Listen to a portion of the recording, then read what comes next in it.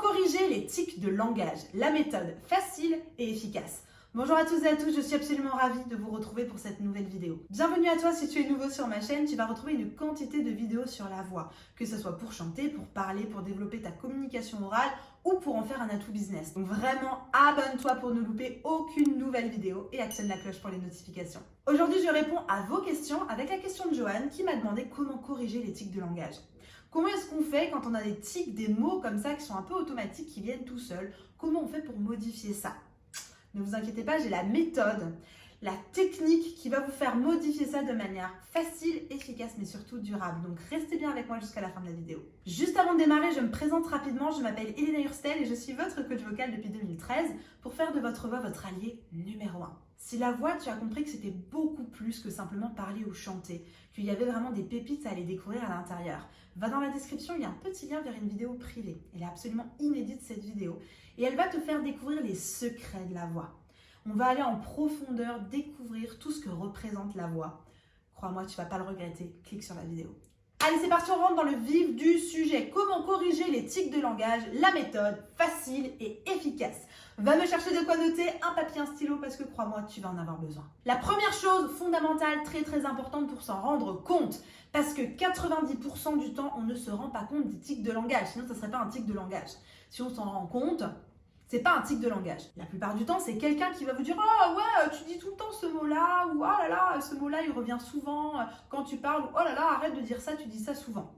Voilà, très souvent, c'est quelqu'un qui va vous le dire et très souvent, c'est pas super agréable, je vous l'accorde. Ou alors, peut-être que vous avez écouté une vidéo où vous parliez et vous vous dites « Oh punaise, je dis tout le temps les mêmes tics de langage, tout le temps les mêmes mots, tout le temps les mêmes expressions, etc. Comment faire? C'est la panique ». Ne vous inquiétez pas, on va régler ça aujourd'hui. Donc vraiment, la première étape qui me paraît absolument fondamentale pour le découvrir, c'est de vous enregistrer. Et là, je sais que ça va faire grincer des dents parce que vous n'aimez pas vous enregistrer, vous n'aimez pas votre voix, blablabla. Oui, je sais, c'est normal. Mais c'est un exercice, prenez l'exercice au sérieux, enregistrez-vous. Donc, ce que vous faites, vous prenez votre téléphone avec la vidéo, ou alors votre téléphone avec le dictaphone, ou alors, je ne sais pas, un caméscope, peu importe ce que vous avez sous la main, enregistrez-vous. Et enregistrez-vous dans une conversation complètement spontanée. Vous vous imaginez au téléphone avec votre sœur, avec votre belle-mère, avec votre maman, avec, je ne sais pas, un collègue de travail, et vous racontez votre vie. Alors, n'enregistrez pas pendant une demi-heure, mais prenez peut-être 3 minutes, au moins 3 minutes. Une fois que vous avez enregistré, j'aimerais que vous puissiez écouter.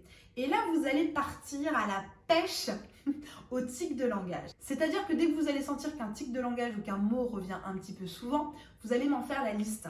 Listez-moi tous les mots qui reviennent souvent, tous les tics de langage qui apparaissent. Ensuite, très important, faites-moi des groupes de signification. C'est-à-dire qu'il y a en fait certains tics de langage qui vont vouloir dire quelque chose, qui vont aller dans une direction. Il y a d'autres tics de langage qui sont simplement là pour meubler du temps ou qui n'ont absolument aucun sens. Faites-moi des espèces de groupes avec les significations en dessous. Si je vous prends mon tic de langage, alors je travaille dessus, mais je dis très souvent dans mes conversations, est-ce que tu vois ce que je veux dire? Est-ce que tu vois ce que je veux dire? Tu vois ce que je veux dire? Ça, je le dis vraiment très souvent. Du coup, posez-vous la question et je vais me la poser à moi-même. Qu'est-ce que ça veut dire? Très souvent, quand je demande ça à quelqu'un, c'est que je veux être sûre qu'il a compris mon point de vue. Je veux être sûre que ce que je suis en train de lui raconter, il est toujours avec moi, il me suit, que je suis claire dans mes propos. Et là, j'en arrive à mon point suivant. Faites une liste, une fois que vous avez vos groupes d'idées, faites une liste de tout ce qui pourrait dire la même chose, aller dans le même sens, mais avec une autre formulation. Tu vois ce que je veux dire ou est-ce que tu vois ce que je veux dire? On pourrait dire par exemple, tu comprends l'idée? Ça voudrait dire à peu près la même chose de tu vois ce que je veux dire.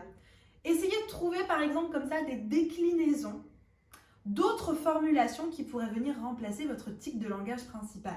Essayez de me trouver tout un champ lexical ou toute une déclinaison de plein d'autres termes que vous allez pouvoir mettre à la place de votre tic de langage et qui du coup va pouvoir sur le long terme le remplacer. Je pense pas qu'il faille véritablement les enlever parce que ça fait des belles petites ornementations. Au niveau de l'élocution, pour moi, je trouve ça intéressant d'avoir ces petites fioritures à la fin.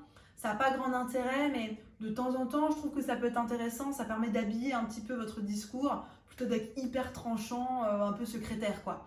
Donc, je ne les enlèverai pas. Peut-être que s'il y en a un peu trop souvent, peut-être il faut les enlever. En enlever certains.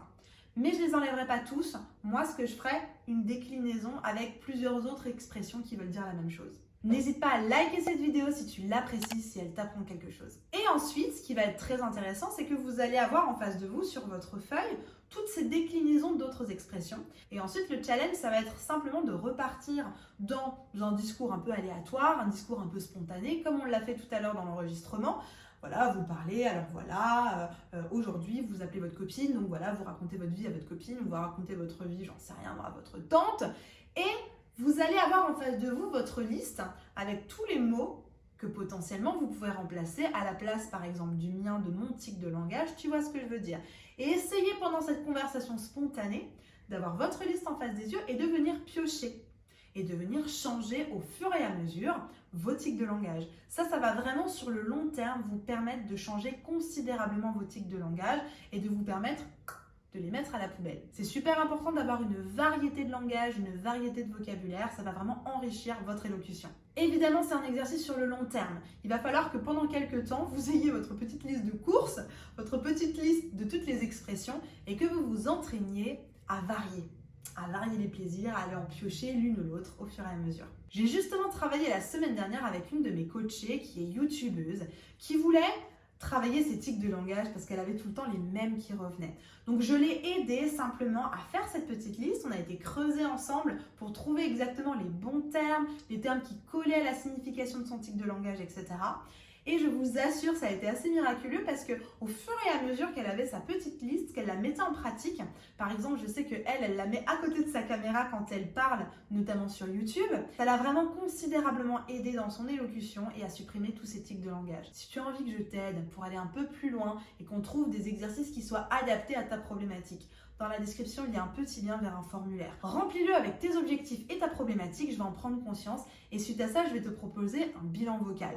Pendant ce bilan vocal, on va simplement faire le point ensemble de qu'est-ce qui aurait besoin de travailler. On va faire une espèce de stratégie, de plan, d'accompagnement sur mesure pour répondre à ta problématique de manière efficace et durable. J'ai fait une vidéo sur l'élocution, je te la mets juste ici. Pour moi, c'est important que tu ailles encore un peu plus loin par rapport à ces tics de langage pour travailler sur ton élocution. Cette vidéo, vraiment pour moi, c'est la suite du travail, elle est juste ici, tu n'as plus qu'à cliquer. En attendant de te retrouver de l'autre côté sur cette vidéo sur l'élocution, fais bien attention à toi, prends soin de toi, crois en toi et n'oublie pas, tout est possible. Vraiment, tout est possible. À très vite, je te retrouve juste ici dans cette vidéo.